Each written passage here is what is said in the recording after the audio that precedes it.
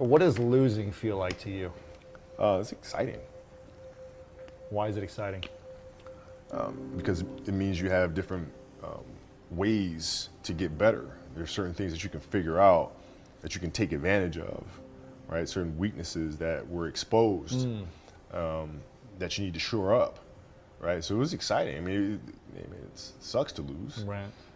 but at the same time, there are answers there if you just look at them. Because you get the information from losing more than from winning, probably. Yeah. I mean, the answers are there when you win too. You just have to look at them. Yeah. Right. So it's a constant process. It's exciting when you win. It's exciting when you lose because the process should be exactly the same, whether you win or you lose. As you go back and you look and you find things that you could have done better. You find things that you've done well that worked. You figure out how did they work, why did they work, how can you make them work again. Yeah. And but the hardest thing is to face that stuff. So I look at it with rationale and say, okay, well, the reason why I shot air balls is because my legs aren't there. I go, well, next year they'll be there. That was it. Done. Done. So many guys tell stories about your work ethic. Yeah. What was really your work ethic like, and for how long did you stay disciplined? Well, I mean, every day. I mean, since for 20 years. It was an everyday process and trying to figure out strengths and weaknesses. For example, jumping ability. Man, my vertical was a 40, it wasn't a 46 or a 45. My hands are big, but they're not massive. Right? So you got to figure out ways to strengthen them so your hands are strong enough to be able to palm a ball and do the things that you need to do. Quickness, I was quick, but not insanely quick. I was fast, but not ridiculously fast. Right? So I had to rely on skill a lot more. I had to rely on angles a lot more. I had to study the game a lot more. And but I enjoyed it though. So like from the time I can remember when I started watching the game, I studied the game and it just never changed.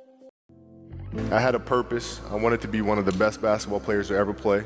And anything else that was outside of that lane, I didn't have time for. You set goals? Always. Always? Always. When you're young, you really don't understand what goals are. You just say, okay, I want to get this move down pat. So you work on getting that move down pat, and you work on another one. Then you have a goal of dunking, then making your high school team. So you just kind of set goals as you go on. Then you might go to a basketball camp and you hear people talking about goals, and you kind of say, hey, well, I've been doing that all along. Maybe that is going to help me in the long run. So then you start setting some more goals. So once you accomplish that, you knock it down and keep moving on. I think I realized I was a little different. My first year in the league, when I was very serious about the game at all times, whether it was a shoot around, whether it was a light practice, whether it was on the plane, whether it was at, in the hotel, on the road. I would study the game. I would think about our opponents, what we're going to do the next practice, what we're going to do the next game. Not every player was doing that. The hardest thing with him was getting him to stop. Yeah, okay, take a break, rest. Yes. Take the day off. That was the most challenging thing with him because over all the years that he had his success, it was about go, go, go. And then when I came on, I was the complete icicle. I got to get you to stop. I do know on the road, most of the time he spends it in his room, and most of the time he asks us for the tape of the game we played the night before the opponent we're playing the next night. And he has a VCR and he sets it up. And he watches games. So many guys tell stories about your work ethic.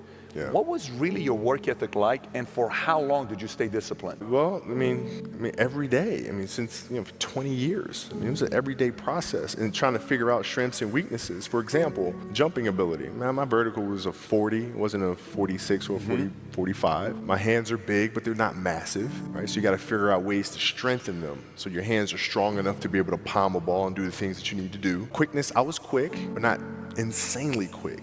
I was fast, but not ridiculously fast, right? So I had to rely on skill a lot more. I had to rely on angles a lot more. I had to study the game a lot more. I had to fuel off of that and just come back with so much anger and so much vengeance. So I wanted that. So when you won, right after you won, I went out to the track and I ran.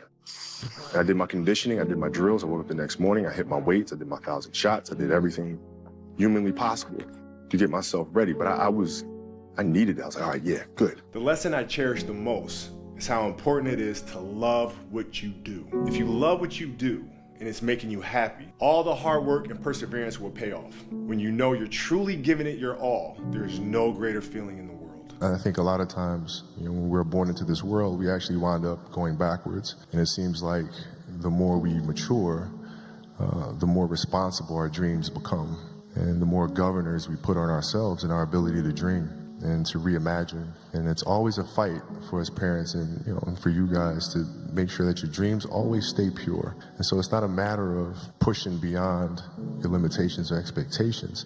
It's really a matter of protecting your dreams, protecting your imagination. That's really the key. And when you do that, then the world just seems limitless. And a desire to be the best possible basketball player that I could be.